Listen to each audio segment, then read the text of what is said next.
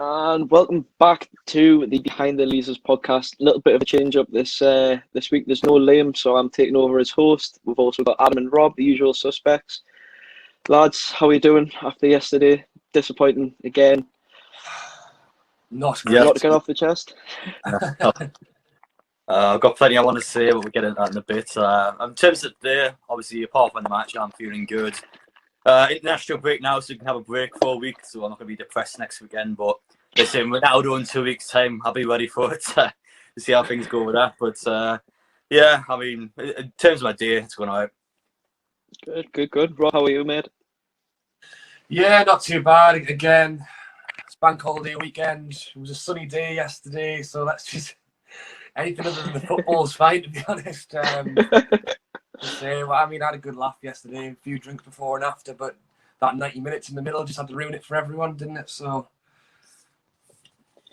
well, I wasn't gonna go, and then I got offered a ticket, so I thought, what else? What better to do with me Saturday? Probably the laundry, some ironing, maybe. But yeah, got there, got that stupid pre-match excitement, like confidence we were going to do something, and first 10 minutes really took that out of us. Adam, what did you make of the first half, mate? The first half was honestly disgusting. Against Southampton, this is one of the worst teams in the league. This is a team that have sought all the best players and brought in Adam Armstrong. That's about it. And at home, we should be doing a lot better. It's as simple as that.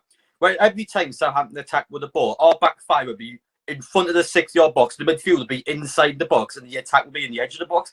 What? Why is the line so deep? It doesn't make any sense. We play this defensive every single match, right? But yet we've conceded 8 goals in 3 games. In my opinion, we have the worst defence in the league. The only teams that concede more than us is Norwich and Arsenal, which have both played Manchester City. One's played Chelsea, one's played Liverpool.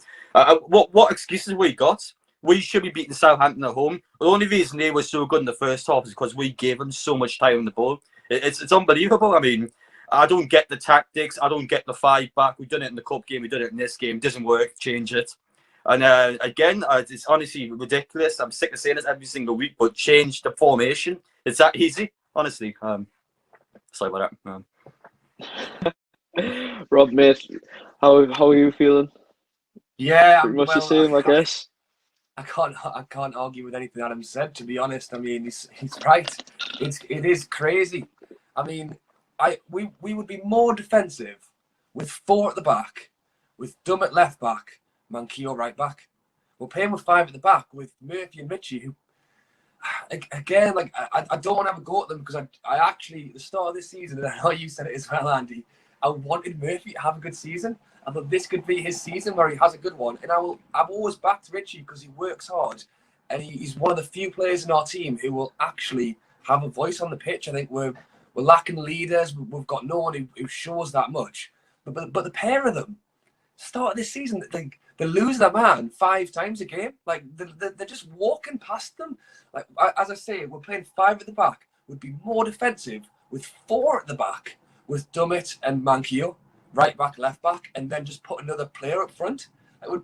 It's not working. Everyone can see it. People let Brucey know it wasn't working at the game. The first half was just we weren't there. It's the same Newcastle again. It's 2 different teams. 1 minute we look all right. The next minute we don't. First half, we barely got in their half, to be honest. I'm sure I saw a stat. We tried 34 long balls in the first half. We've got Wilson up front with Max. Like, why are we playing? When we had Andy Carroll, we didn't take a single long ball. And now we've got these 2 little lads up front. We're holding it long every time. It's just crazy. And then the first time we actually got it wide and crossed it in, Murphy crossed it in for Wilson and we scored. That was like the first time we actually tried like a normal attacking plan, and it worked. And you go, why aren't we doing that all game? So, yeah. And then again, we finally, we actually think we've got to snatch and grab when Maxi puts the ball in the net. But oh no, we've got to get VAR out of it again. So, there you go. Yeah, that was right next to the strawberry corner. I think it took about 10 minutes. 10 minutes in, the atmosphere got really. It was nasty. Really, it was. But it was always going to get like that. I mean, when you're having goal kicks and you've got 2 centre halves in your own box, there's nothing. This formation we're playing, there's nothing in the middle. you're playing arguably three number 10s in central midfield, so you've got no one really defensively in that gap, and it was just. I think it took 10 minutes for it to the Brucey out chance started, which, good that the voice is getting heard now. And I've got more comments to make on it later when we get to that. But the first half was it was dire. I admit going into the second half, we started picking up a little bit, started maybe attacking. Apparently Bruce didn't go in at half time. What's your thoughts on that? It's probably true, to be honest. Like, even at the sideline, you could see Graham Jones talking to the players, and Bruce is just standing there. Like, he looks like a lost dog. Like, what's he doing? He's just standing there. There's nothing going on. I mean, now I let him off the first 2 seasons due to the pandemic. I mean, 12 players with no fans there. I legit think it's good for Newcastle. I've let him off. I can't defend him anymore. It's as simple as that. He's too old to be a manager these days. You can tell he's forgetful. He always says stuff in the interviews like, "Oh, we didn't lose last week," even though we did. Sometimes he doesn't know what's going on anymore. He just honestly retire. But in terms of the team in the second half, we played a lot better. Obviously, we couldn't be any worse, to be honest. But once we started attacking, we looked better because we got high up the line, and then Wilson scored 10 minutes into the second half, and defensively we were still shocking. But going forward, we looked good in the second half, and. Yeah, even though Southampton missed so many chances in that game to make it 1-0, I do think a draw was a fair result due to the fact they wasted all their chances and Newcastle took ours. So, a lot of people got different opinions on that, but it's not good enough, really. St. Maxwell scored a winner. We should have been the winner, and we still can't defend it. Yes, it was a pen. I'm not going to lie to anyone, but I'm sick of VAR. Every single week we're giving pens away from VAR, and yeah, I'm going to get some serious PTSD in a couple of weeks' time. VAR pumps up again, but I've had enough of. I've honestly had enough of VAR, but yeah, it's just how it is. But we were bad, and a draw is honestly the result we probably deserved. Yeah, absolutely, mate. Rob, what's your thoughts, mate? Yeah, again, well, I think the draw was a fair result, as I say. I think if we'd won that 2-1, it was a snatch and grab, to be honest, because I don't think we played well enough to deserve the 3 points. So if we'd taken those 3 points, I would have certainly celebrated it, but I mean, I don't think we deserved it. But yeah, well, again, I mean, first half, we barely got in their half. We were just lobbing it long over and over and wondering why it wasn't working. And then second half, as I say, we finally tried to play a little bit of football and we scored a goal. But yeah, and like Adam says, we're playing people out of position. The defenders can't defend. We're playing wingers and centre mid, and then we're wondering why it's not working. It's just complete madness. I think the thing is, I know I'm going a bit crazy this morning. I do try not to wind myself up too much because, as poor as Brucey's been, I just can't see him getting sacked. I mean, a friend of mine rang me yesterday. He lives in London. He's a Charlton fan. He was like, "Oh, Rob's not a great start. Do you reckon Brucey's going to go?" And I said, "No." I said, "Unless we're in the bottom 3 at Christmas, then Ashley might have to make a decision. But if we're sat in 17th at Christmas, nothing will happen. Like it's far too early." And Ashley's not going to let him go unless he has to. That's the thing. Yeah. We picked up a point. Like it's better than some teams have done so far, and we're just going to hope it gets better. Well, he's got a history, hasn't he, of leaving it late. Steve McLaren was there till March, and that was far too late for when we brought Rafa in. Same thing with Pardew and Lecter Carver, and we're just great staying up that season. Second half, personally, we show signs, like little hints going forward. We'll look all right, but it's the usual 2 are carrying it, Maxman and Wilson. One of them gets injured. I'm frightened because I think that's when we will just cave in, especially in the current formation we're playing. Sean Longstaff was one of the standout players, I thought, yesterday. Grafted in that formation. That's what you need from someone that's going to be in the centre of the park, and he's a total different player when he's not playing with Shelby. From what I've heard in training ground, I think Shelby's half the problem in centre midfield. I think he rubs his laziness off onto the other players, and Sean thrives when he's not playing with him. Murphy as well, grafted. Almiron, grafted. Almiron's not a central midfielder. I mean, it's very rare you get someone of his stature playing in centre mid. I know you've got Verratti at PSG, but God, I'm not trying to compare him to Verratti in any sense, but he grafted, and that's what we needed. But it's just there's no, like I said, there's nothing getting kept in the middle of the pitch. But we've talked first half, talked second half. Adam, the rumour is Bruce not going into his own change room at half time to give a team talk. I mean, that pretty much says it all, doesn't it? Well, of course. So what's Bruce even going to say? He's going to go, "Oh, great defending, lads. 0-0 half time." Like, what's he going to say? Like, he's just going to talk absolute rubbish. But in terms of the midfield, I'm not going to slag any of the midfielders off because Willock's way too deep for the sort of player he is. Anwood's not a centre midfielder. And Sean Longstaff's like, he's screwed and what's he supposed to do? He's playing with two out-of-position players. But in terms of the footballers yesterday, I'm not a fan of Lascelles. I'll be honest, he's given away 2 pens in 2 weeks now, both blatant pens as well. He's not a captain for me. Yes, obviously the manager's useless, but as a captain, you need to be lifting the team up. I didn't see him once yesterday shouting at his players. He's not like you don't have the same sort of like not like Richie. He still don't have the same sort of like react on the pitch. He's just he kind of just stands there and just does his job really, and he doesn't even do his job because we concede 8 goals. So yeah, I'm not a fan of the sales. I don't think he's fit to be the captain. I'll be honest. I'm not just taking out him because, for example, the fullbacks weren't good enough yesterday again, and. Yeah, it just sums up the team. I don't think the team's playing for the manager anymore. Yeah. I think the team is honestly fed up. I can't say I blame them, but I mean, we're 3 games into the season, we're already playing like this. It's not good enough at all. It's not on.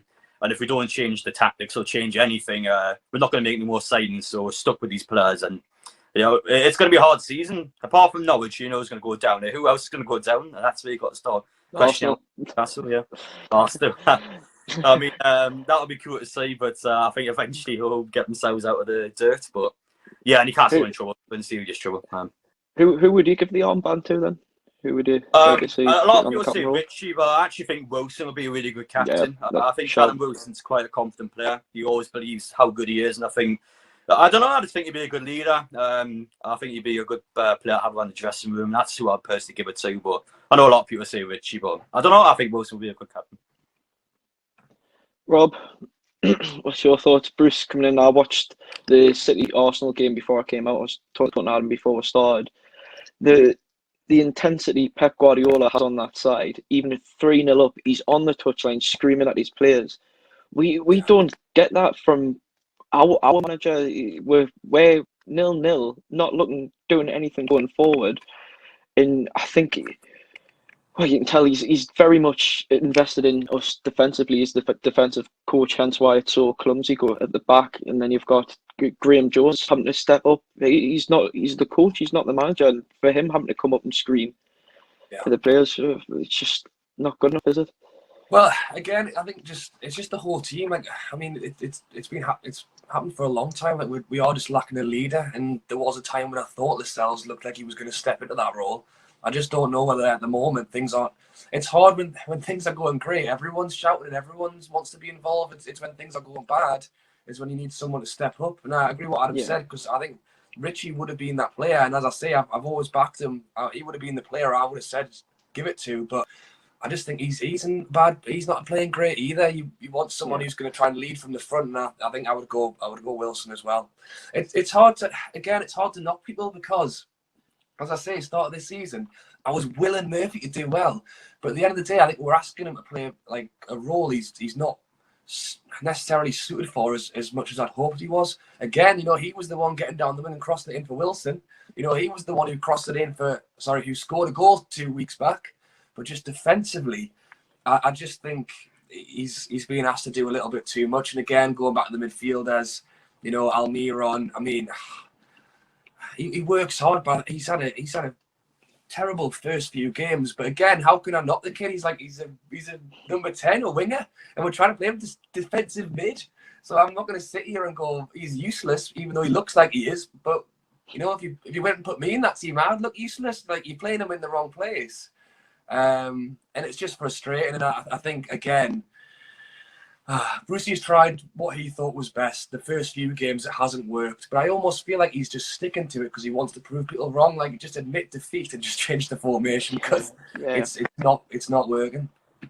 I mean, we've talked about this the last couple of weeks. The attackingly on paper, our attack it's a top 10 attack easily. I think if it's getting played well, but yesterday it was even in the crowd. It was a mixed bag. It was a mix between trying to lift the team and then showing the negativity to Bruce as well.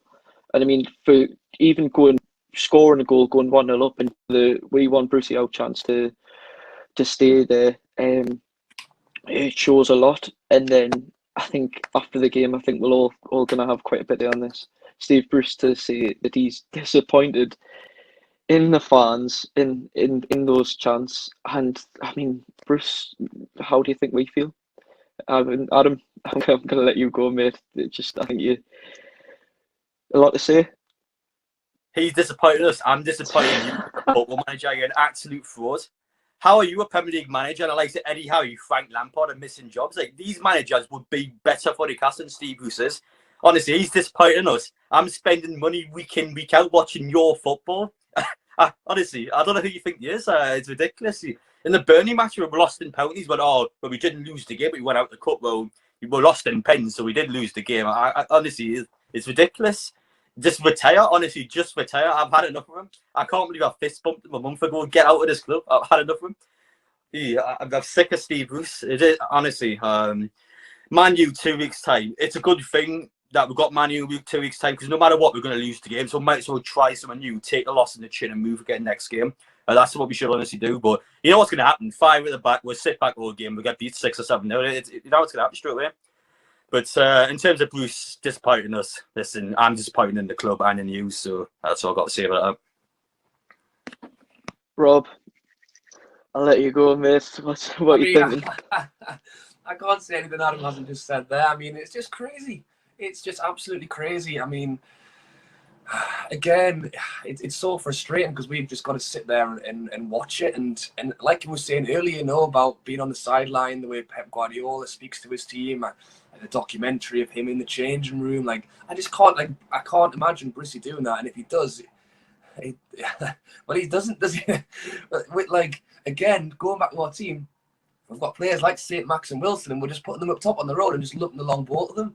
Like, if that's Brucey's way to try and get the best out of those 2 players, it's just crazy. Like, you've got to think I mean, it's never going to happen, or at least not in the near future, but you've got to think having a manager who, like Pep, would get so much out of our team that we're just not seeing at all. I'll tell you one positive of the game. I think I saw Joe Linton do the first good thing for this club when he cut inside and laid it up to Fraser's shot. That was actually all right. I actually thought that's the first good thing I've seen in the black and white top that he's done. So well done for him on that one. But yeah, I mean, what more can I say, really?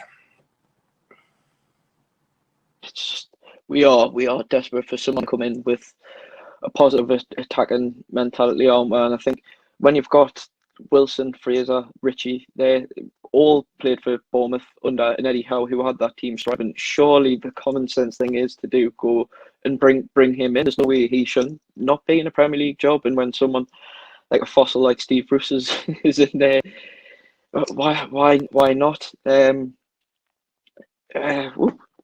went totally blank there. Sorry. Yeah, moving on. Transfers, we've all said we want to bring more players in. Fullbacks, I would love to see Murphy play further up the field. He's brilliant. Rob, like you said, he's brilliant going forward. So why not play him on the wing and get someone in right back? I know Mankio played against Burnley, but there was nothing special. We haven't had anything special at fullback position maybe since Jan Matt, definitely since Debussy, but there's just been nothing there. And now to see that the club apparently has no money to even make loan moves after sending Matty Longstaff out on loan. Adam, I know it's your favourite thing to talk about, the club lacking money, so I'll let you give your thoughts. Well, in terms of signs, I will begin with. I think we need to sign a full new team. I don't rate any of them, to be honest. But now we do have money. I've never heard a bigger lie in all my life. We've got rid of about 5 or 6 players in this window. Bear in mind, a player like Muto's on 50 grand a week, so there's some wages there. That's enough to get a loan player in. So that's all of a sudden gone. I mean, we've made £20 million on one player, and then Bruce is saying, "Oh, we broke the transfer rules to get him in, but sign one player." You winding me up. Newcastle, we finished 12th last season during the pandemic. The amount of money we made off Sky and BT with the TV rights. Honestly, you could buy for a new team, and the money you got, it's unbelievable. I mean, Mike Ashley, people can say, "Oh, he's selling the club, you just need to invest." Well, you do need to invest, you still own the club, and we are one of the contenders to go down with how we played so far. It's not good enough at all. We're not going to make any more signs. It's too late. Transfer window closes in 2 days' time. And honestly, I don't even care at this point. Get 36-year-old Papis Cisse back to the club. I don't even care to sign someone. I don't care who it is. Get anyone in the club. I've had enough of it. I want to see some new players in. But now we are in for serious trouble. You know for a fact Maximum Wilson will get injured at some point this season, and what we're going to do then. And that's the biggest problem. But yeah, I'm annoyed about the transfers, as you can tell, but it's not going to change, unfortunately. Rob, if there was someone we were going to bring in, I mean, God, I don't think one player would make a difference. Who would be your ideal candidate? I'm not even sure at this point. I mean, again, like you look around. I know Adam's talking about Cisse. I mean that Willems, the left winger who played for us, he's just gone and signed for a German team. I mean, he was on a free, and again, we're talking about having no money. He was on a free, and we've just managed to get rid of the wages for Muto, Seve, and all these players. I mean, I don't know. I mean, I'm sure Muto was on like 60 grand a week or something crazy. I'm sure Willems would have taken half of that just to come back to the Premier League, and you've got to think.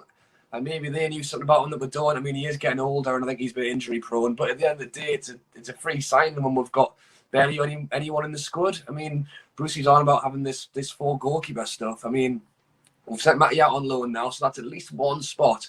You've got to think he's got to have an idea of that he's going to bring someone in. I just can't see why he would load. Well, I know Matty wasn't getting the game time, so obviously he wasn't a fan of his. But with our paper thin squad, you've got to think, unless he thinks that he's going to get something over the line in these last few days, why would you loan Matty? Like, it's fair enough he doesn't get near the team, but I'd rather have him hanging around on the edges rather than finding ourselves at Christmas with 3 injuries and no one to play. It's the midfield spot as well. To steal a phrase from Mark Goldbridge when he talks about Manchester United, we're like Bagel FC. We've got all these players at the back. We've got Max and Wilson up front, and there's just nothing in the middle. There's no connector. We're just lumping it long every time. I know Willock's hopefully going to come into that role. I mean, I thought he looked a bit quiet yesterday. I'm still waiting on the player that we left at the end of last season, but I know he's not quite had the game time yet or the pre-season that we would have wanted. So I'm hoping with a bit more time he could possibly be that player. But again, Willock's like the number 10. He wants to play behind Wilson. So does Almiron. We're playing these players in like centre mid when really they aren't that player. We need to find someone who is, and we need to get them in quickly. Yeah, I mean, it's disappointing seeing Willock playing so deeply. He was in our box most of the game, and we must be the only. I mean, the pace we've got up front is perfect to counter attack, and with defending corners, we've got no one on the line. Like, we've no one up on the halfway line. So, like you're saying, Rob, we're lumping balls up, and no one's there to get on the end of them. Matty's was staying probably about 3/4 up the pitch, but then trying to get on either wing. It was useless. But the next game, Bruce has already got a safe goal, hasn't he? With Man United title contenders going away, they're bringing in Ronaldo, so all their players are going to be ready up for it. I mean, they're playing today against Wolves, and it's just going to be excuses after that game, isn't it, Adam? You're going. Are you looking forward to it at all? Or? Yeah, I'm actually. I'm aware we're going to lose, so I'm going to have a good day out, and I'm going to see Ronaldo's return to Man U. Like, even as a Newcastle fan, it's so cool to see live. It's the worst time to play Manchester United. Every single fan, every single player, everyone at the club is going to be excited for that game. Ronaldo coming back to the club, the confidence they have going forward. I mean, we are screwed. We were going to lose the match anyway, and now that this is happening, I mean, honestly, it doesn't matter what we do, we are going to lose this game. The only positive I can really say is that if we get slapped to a silly level, maybe Bruce might get sacked. I don't think so, but if we lose like 9 or 10-0, then the phone call might be coming in for Bruce. But yeah, I'm looking forward to the game. I promised I'll go to every single match this season. But when the likes of Brighton and Southampton away coming, that's when I'm going to start. That's when I'm going to start changing my mind a bit. But in terms of this one, I'm excited for the Man U game. Regardless of the score, it's going to be a great day out. And listen, see a 5-time Ballon d'Or winner live. That's something you don't get to see too often. So I'm very happy to look for that. Yeah, I think I'm right in saying this, that the last time Ronaldo played against Newcastle at Old Trafford, he scored a hat-trick in a Man United 6-0 win. So That's I think we'll be correct. seeing plenty of goals, Adam. Not too sure any of them will come from Newcastle, but Listen, miracles have you got to happened run out of before. stats. I got a couple here for you. He's played us 11 times. He's never lost to Newcastle. Newcastle have obviously won once the last 50 years Old Trafford, and Steve Bruce has beaten Man United one in like 25 attempts. So yeah, there's some stats for you there. I don't fancy our chances, but listen, if we get a result, then obviously I'm going to be buzzing about that. But really, though, like I said before, we should change the tactics up, take a loss in the chin, and obviously use those tactics in the Leeds match and try and get something from there. But yeah, 4-way game for me. Yeah. Rob, are you gonna be watching? Are you going? Are you making other I don't plans? know. Well, again, I know it's talking about another team, but it is good to see Ronaldo. Just back in the Premier League, I think when Messi went to PSG, for me, it was a bit of a, well, he's kind of gone to the best team. Yeah. They've already got all the money. They've already got all the best players. And maybe it's because I don't watch that league. Maybe I wasn't too fussed, but having a play, I wish Messi'd gone to Man City. I think you want to see the best players in your league. I think the thing with Ronaldo as well is because they aren't number one at the moment. He might, like, if he, for example, if he did go to Man City, it would still be great to see him. But they're already winning everything anyway, so he's just going to add to a team that's already winning. Seeing him go to a team who actually who actually needs him and could do better with them, is more exciting to see. But I mean, it's not great for us. I think we will get hammered. I think he's going to probably score a hat trick. But we'll just see. I mean, I don't know if I'll go or not. I'm tempted just because of the fact that he's there, and I think Manchester's a good city to go to for a night out as well. And Yeah. I'm up for that. But otherwise, I think we're going to have a very tough game. I mean, if we play the way we did yesterday in that first half, I mean, Southampton could have been 3 or 4 up in the first half. It's a good job. You know, they aren't too much better than us, or we would have been punished. I mean, they had a shot about 5 yards out in an open goal, and somehow the lad missed it. I mean, stick Ronaldo on that, he'd put that away every day of the week. So I think we were lucky yesterday. And as I say, if we'd won 2-1, it would have been a snatch and grab. I don't think we deserve to win that game. I think a draw is probably about fair-ish. The only chance we've got against Manchester United is just the hope that they walk into it thinking they're going to completely roll us over and maybe we'll surprise someone. But I mean, I can't see us getting anything, to be honest. Yeah, I think the only surprise Man United will have from us is 10 at the back straight away and try and park the bus and just probably 10-man Martin Ronaldo. But we're talking Ronaldo, like I've said, I mean, I've stuck a tenner at the start of the year for Man United to win the league, and that was before they signed Ronaldo. I think if all round, if their whole squad's playing great, I mean, Pogba's came into the season playing like he does for France and bringing that quality in. They do look good, and I think they could have a better squad than City this season. I mean, City, Gabriel Jesus has shown little bits of confidence, like he plays in the Champions League games. He's bringing that into the Premier League now. But I think City needed to bring Kane in, needed a striker. I think just to make sure. I mean, I know they beat Arsenal 5-0 yesterday, so it's not like they're lacking the goals. But I think Man United bringing Ronaldo in, they're just going to be absolute different gravy. But we've got the international break now. Are you just going to be watching the England games, or we're still a little bit heartbroken? I mean, I don't usually bother with the qualifiers. It's usually a waste of time. It's like watching paint dry versus Newcastle. But I don't know about you, Adam. Are you looking forward to them? Or? I'm not going to watch them. I don't ever watch the qualifiers. I can care less about them. Yeah. The games are boring to watch, and yeah, I'll just be on the Xboxes and watching the games. Rob? No, again, I mean, it's only been 2 seconds since the Euros has ended, and I've had enough of England for now until the next tournament, I think. I mean, it's nice that we get a break from watching Newcastle for a bit. I think that's the only good thing about it. And I mean, if I'm sat in front of the telly and it's on, then I might watch it. But to be honest, I don't even know when the games are and who we're playing at this point in time. And I don't think I'll probably bother looking it up either. Yeah, well, I think we can finally put this weekend away behind us. I'm looking forward to the Belgian Grand Prix later on. We've got that. Look forward to a couple of weeks of Formula One action and just not think about Newcastle and enjoy me a couple of weekends. And I think you two will be feeling the same. So we'll leave it leave it there for today. Thanks for everything, lads, and we'll see you all later. Bye bye. But